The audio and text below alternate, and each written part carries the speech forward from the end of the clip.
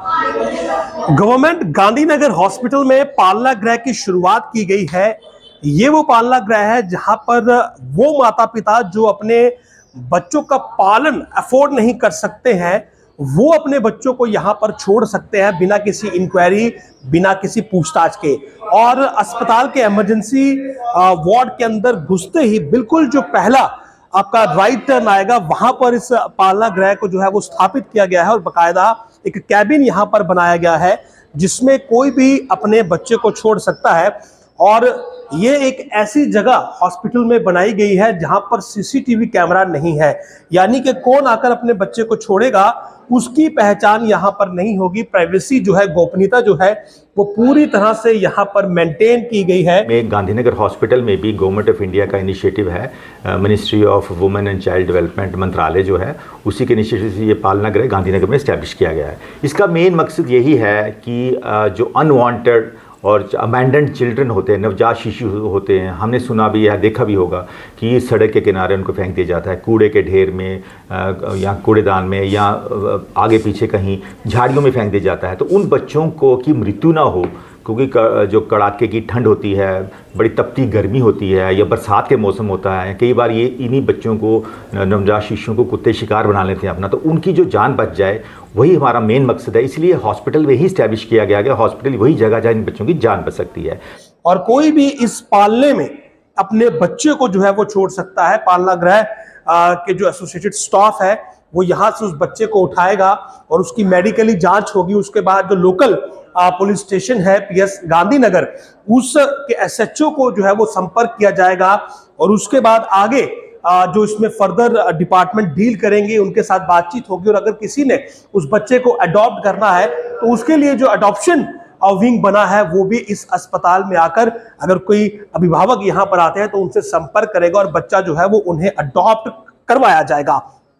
तो पूरी प्रक्रिया जो है वो यहाँ इस अस्पताल में होगी। और जम्मू कश्मीर की बात करें तो ये ऐसा पहला इनिशिएटिव है जब एक पालना गृह यहाँ पर बनाया गया है। लेकिन आपको मैं ये बात स्पष्ट कर दूं कि हम किसी को भी अपना बच्चा छोड़ने के लिए प्रोत्साहित नहीं कर रहे हैं, मोटिवेट नहीं कर रहे हैं। ये केवल उन्हीं माता पिता को शोभा देता है, उन्हीं माता पिता के लिए आप समझिए जो कि बहुत मजबूर हैं, जिनकी वित्तीय हालत ठीक नहीं है, जिनके परिवार में ज्यादा बच्चे हैं और वो उनका पालन पोषण नहीं कर पा रहे हैं। तो अगर कोई छोटा बच्चा उनके घर में होता है तो बेहतर भविष्य के लिए वो उसे अगर छोड़ते हैं तो कहीं ना कहीं एक मजबूरी के नाते ये पालना गृह उनके लिए एक वरदान साबित होगा और बच्चे के लिए भी वरदान साबित होगा। लेकिन बिन वजह अपने बच्चे को खुद से अलग करना पाप है, महापाप है। और किसी भी प्रकार से आप इस खबर को गलत मत लीजिएगा। इस खबर को दिखाने का मकसद ये है कि आप तक जानकारी पहुंचे, आप अवेयर हो, लेकिन आप किसी भी सुविधा का गलत इस्तेमाल ना करें, क्योंकि इंसानी जान के साथ खिलवाड़ सबसे बड़ा अपराध है। और अगर एक ऐसा बच्चा जिसे आपने जन्म दिया है और आप अपनी मर्जी या सुख सुविधाओं के चलते आप उससे छोड़ते हैं, उसका त्याग करते हैं, तो इससे बड़ा पाप कोई नहीं है। केवल मजबूरी की अवस्था में और ऐसी अवस्था में जहां पर आपको ये लगता है कि इस बच्चे का भविष्य आपके पास सही नहीं, आप इसका पालन पोषण नहीं कर सकते हैं, तो ही आप उसे छोड़ें। क्योंकि सरकार की अगर बेटियों की बात करें, बच्चियों की बात करें, तो उनके लिए बहुत सारी योजनाएं हैं। अगर किसी के घर में लड़की पैदा होती है तो उसके लिए सरकार ने बहुत सारी योजनाएं बनाई है।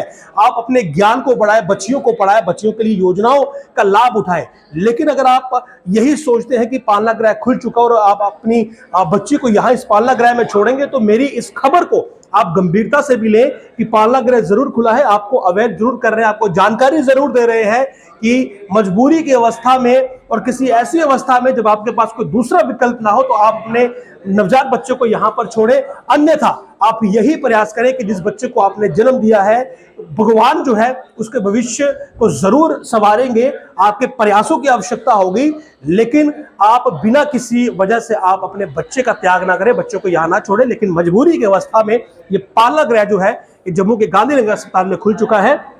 और अगर आप वाकई में मजबूर हैं तो आप अपने बच्चे को यहाँ पर छोड़ सकते हैं, आपसे कोई पूछताछ नहीं होगी और उसके बाद आपके बच्चे का स्वास्थ्य जांच होगा और उसके बाद उसके बेहतर भविष्य के लिए प्रयास किए जाएंगे। गांधीनगर अस्पताल में पालना गृह की शुरुआत की गई है।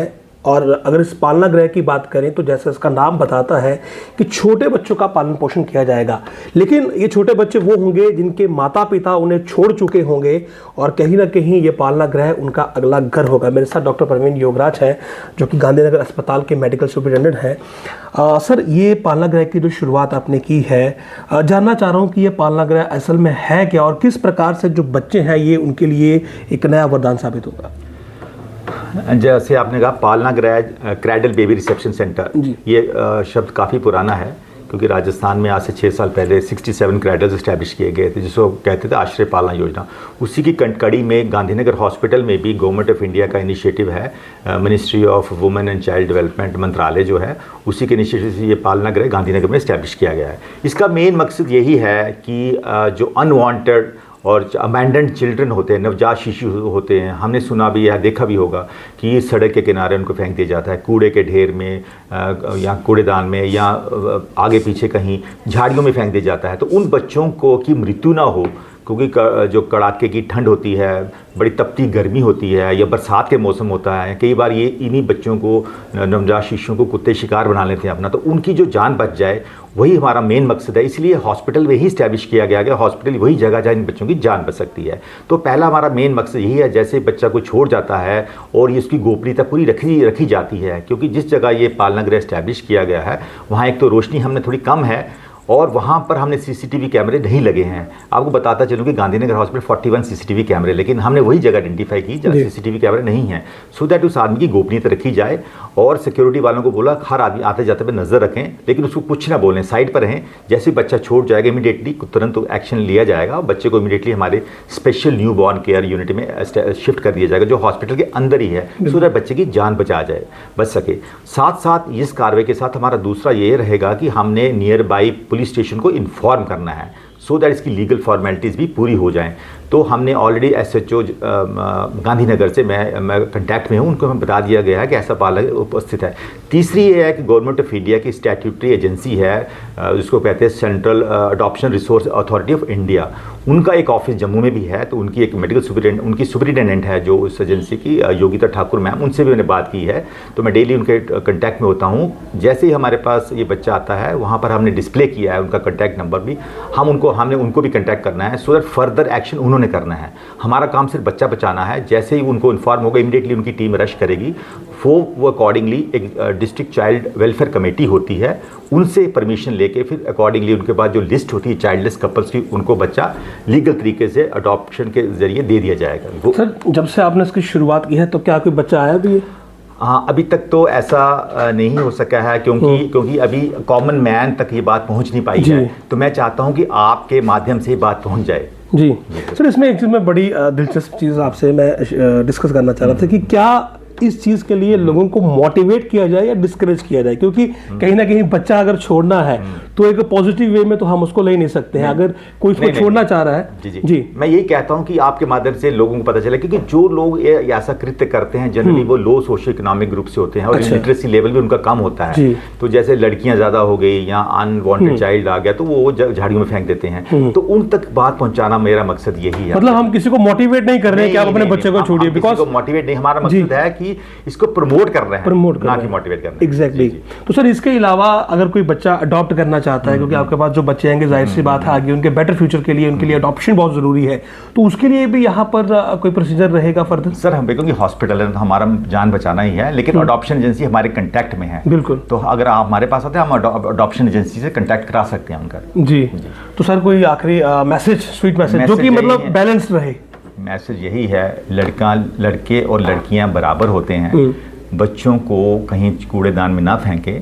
और वहाँ पर पालना गृह पे ये मैसेज भी दिया गया है, कृपया बच्चे ना फेंके, हमें दे दें, हमें गोद दे दें, हम आगे किसी और की ज़िंदगी में बाहर ला सकते हैं अडॉप्शन के जरिए। जी, शुक्रिया। तो कृपया बच्चे ना फेंके, हमें दे दें, ये बात बहुत ज़रूरी है, क्योंकि पालना गृह खुलने का मतलब ये नहीं है कि आप अपने बच्चों को जो है वो छोड़ने के लिए मोटिवेट हो जाएं, आपको ये लगे कि ठीक है आप अपने बच्चे को पालना गृह में छोड़ सकते हैं, बच्चे अनमोल हैं। लेकिन अगर किसी की कोई ऐसी मजबूरी है कि वाकई में वो उसका पालन नहीं कर सकता है, तो उसे फेंकने की बजाय वो इस पालना गृह में आए, उस बच्चे का पालन पोषण भी होगा, उसे एक बेहतर भविष्य भी मिलेगा। तो एक अच्छी शुरुआत है। उम्मीद करेंगे आप लोग सकारात्मक सोच के साथ इस शुरुआत को लेकर आगे बढ़ेंगे और वो बच्चे जिनके माता पिता उनका पालन पोषण करने में समर्थ नहीं है, केवल वही इस पालना गृह तक पहुंचेंगे। बाकी बच्चे अपने माता पिता के पास ही हंसी खुशी जो है वो अपनी ज़िंदगी बिताएंगे। नमस्कार।